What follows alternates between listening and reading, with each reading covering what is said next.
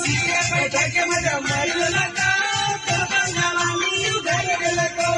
सीते बैठक मजा मारला का जवानी घर गेला का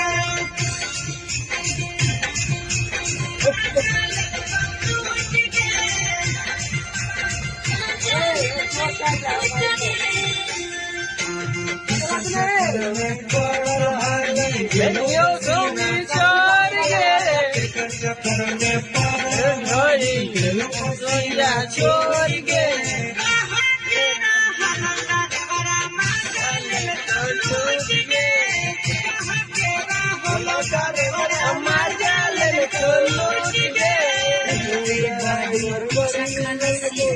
पसीना छूट रे